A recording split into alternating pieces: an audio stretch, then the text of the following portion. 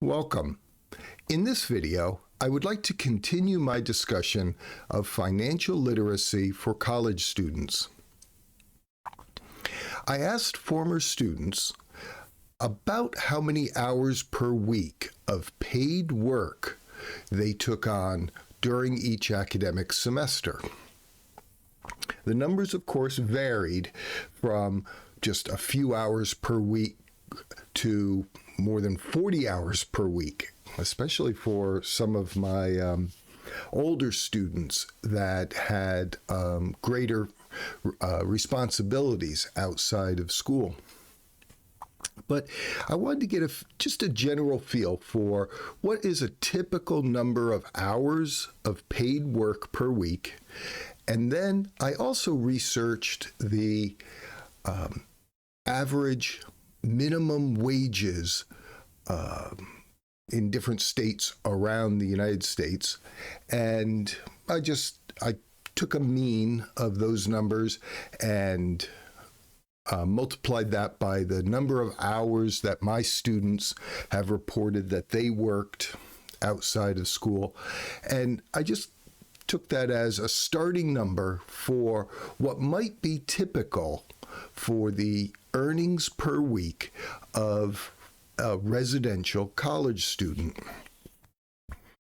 And in this video, I'd like to show you an example of creating a budget within Microsoft Excel that could help you live within your means, or preferably below your means, so that you have more money to save for the purchase of a house or a car or your retirement.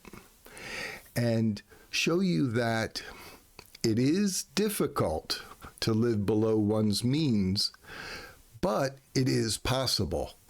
So let's jump in, and I'm going to show you my example. Here I'm displaying a Microsoft Excel worksheet in which I've begun a budget for both weekly and monthly expenses. In talking to my prior students, a typical number for a student who has a part-time job outside of school was about 15 hours of employment per week. Now, many students do not have a job outside of school, but also a fair number have pretty much full-time jobs. They're working all day Saturday and Sunday and a few nights during the week. But I took 15 hours per week as just a starting number. The minimum wage of $10 per hour was calculated based on the Department of Labor's numbers for minimum wages within the different states. Now, some states have no minimum wage law. Other states follow the federal minimum wage of $7.25 as of the time of this recording. Other states have higher minimum wage, hourly minimum wages. But the states that had higher minimum wages also tended to have slightly higher costs of living. So I'm kind of hoping that these numbers that I've picked are generic enough to be representative of most areas in the country. I entered the number 10 for the hours, the wage earned per hour. I entered 15 as the number of hours per week worked, and then here you can see I created a formula that just multiplies the hourly wage times the hours worked per week, yielding 150. To calculate the monthly number, I did a little bit of creative math. I took the number 150, multiplied it by 52 for 52 weeks in the year, and divided it by 12. So it gave me a mathematically accurate answer, but this is representative of 15 hours a week of work. And I realize that many students will take on longer employment during the summer. That's not the focus of this video. The focus of this video is budgeting during the semester for monies earned during the semester. I assumed a 20% tax burden. This would include Social Security contributions and other withholdings. So 20% of 150 is $30. I then again did my multiplied that out to get a monthly average. And then I assumed saving $65 per month. Now, the savings would go toward future spending, such as buying a car, buying a house, or retirement. Remember, in my prior video, I advised saving at least 5% and preferably 10% of monies earned for future purchases.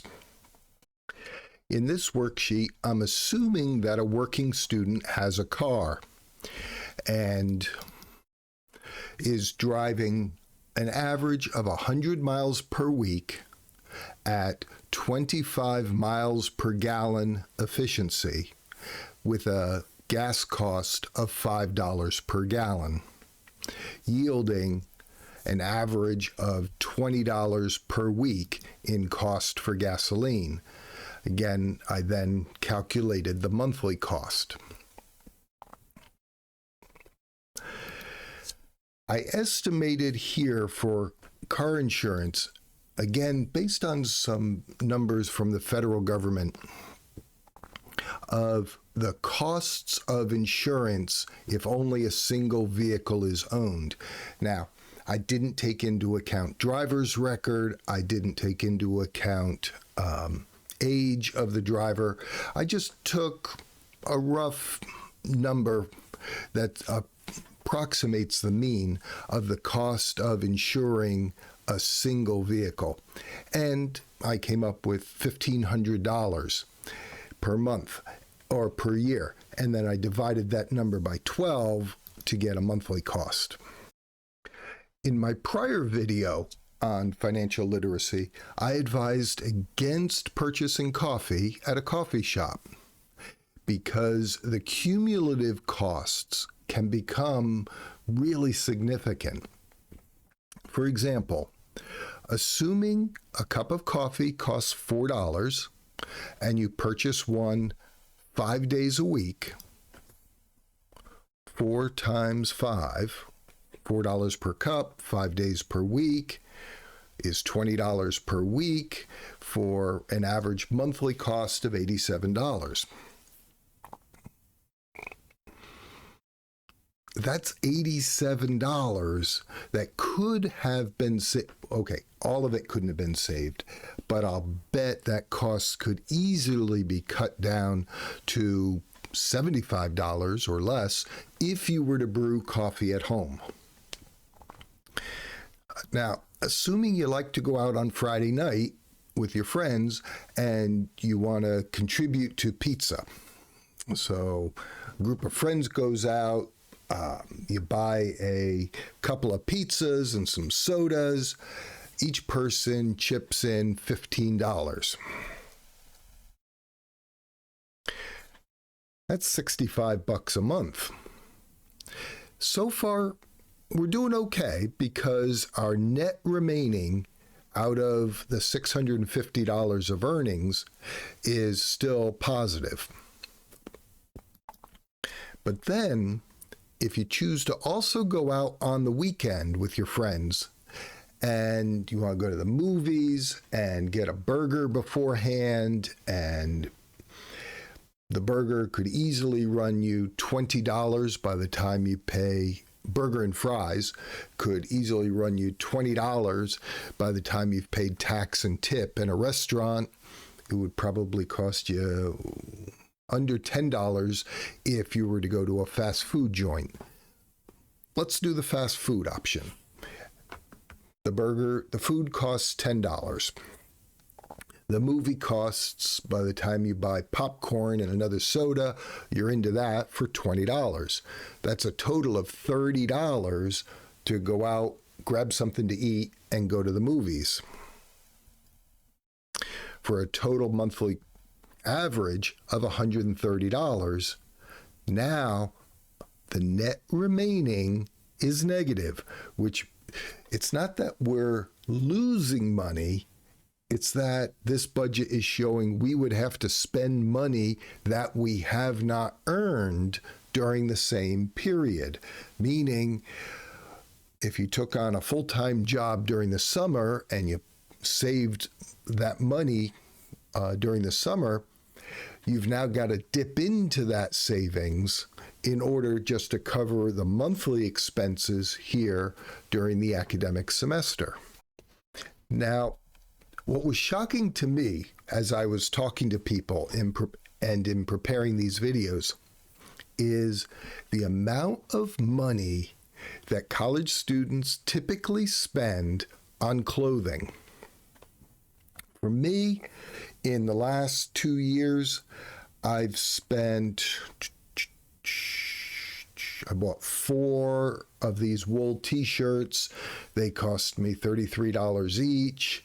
So that's a total cost of, by the time I paid tax, about $130, $140, let's call it $140.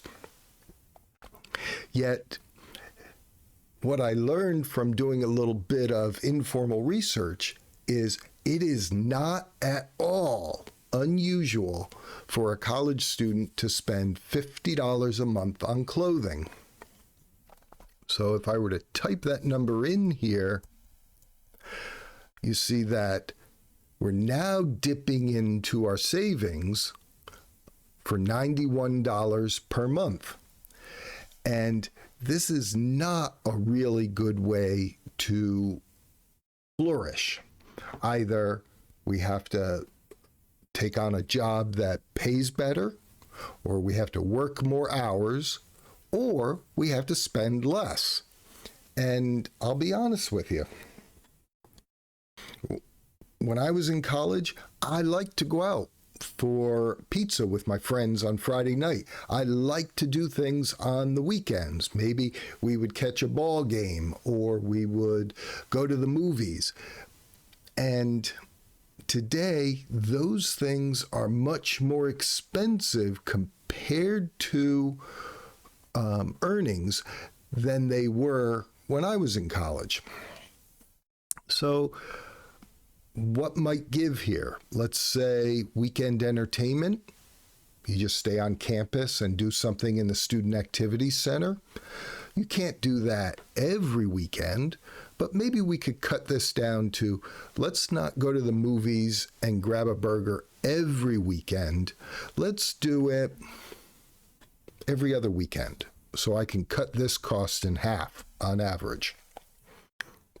My bottom line is still negative, though. So here's what I recommend. Stop buying your coffee at a coffee shop. I am thankful for coffee shops. I love going into them. Before the COVID pandemic, I loved going to coffee shops and doing my school, I call it schoolwork, although it's grading of student papers. I love doing my grading using a laptop in a coffee shop. I just enjoyed being out and about. But as a college student earning a monthly income of under $1,000, I think coffee shops might be an expense that are just a little bit extravagant. So let's cut this down and instead brew coffee at home, purchase our pastries at the grocery store, and bring our costs down weekly to I don't know, $10 a week. Now, our bottom line at the end of each month is positive, and that's where we want it to be, so that during the semester, you're not dipping into the savings that you're attempting to accrue. And during the summer, you might have a little more flexibility because you're working more hours. You might even have an internship that pays more than minimum wage. But during the school semester, if you're working a minimum wage job and you're only working 15 hours a week, you have to be very careful with your spending. I hope this video was helpful in understanding the value of creating a budget. I also hope it was helpful in demonstrating the value in using Microsoft Excel, but that's a whole other topic. If you're working just 15 hours a week or even fewer at a minimum wage job, you have to be very careful of your spending so that you don't dip into your savings just to maintain the lifestyle that you would prefer to have while you're at school. In this example, the monthly clothing spending, the weekly movies and dinner, and the coffee were, in my mind, probably the most easily removed expenses. Yes, it is important to look good and to keep your wardrobe up to date. I am not passing judgment on the need for new clothing, especially for young people. But spending money on coffee in a coffee shop, to me, is a little bit like throwing your money on the ground, because it's easy to brew coffee at home using the flavors of coffee that most appeal to you. And you can do that for not a lot of money per week compared to the actual cumulative costs of drinking coffee in a coffee shop. And I do see value in going out with your friends on the weekends. It's nice to get something to eat and then to do something, whether it's go to a ball game or watch a movie, what have you. That type of spending probably is a little more painful to cut. But what you could do is look for low cost and often free options on campus. If there's a movie night on campus at the Student Activity Center, go watch that movie, even if it's not the latest and greatest blockbuster to come out. And I can tell you right now, there are a number of movies that I would like to see, but I'm hard-pressed to spend $20 per person to go out to the movies with my wife when I know if I wait just another couple months, I'll be able to stream them for $5.99 over either Amazon Prime or one of our other streaming services. So I'm deferring for a couple of months, seeing movies that I'm looking forward to, because, I hate to say I'm cheap, but to me, spending $40 to go out to the movies with my wife is $40 that neither one of us would really want to spend. We'd rather spend that money or spend half that amount of money picking up a couple of pizzas and sitting on our deck at home where it's nice and quiet and we can watch the deer play in the backyard. In any regard, I hope you found this video useful. Budgeting is a really important topic, and I wish you the best of success as you create your own financial budget. Bye for now.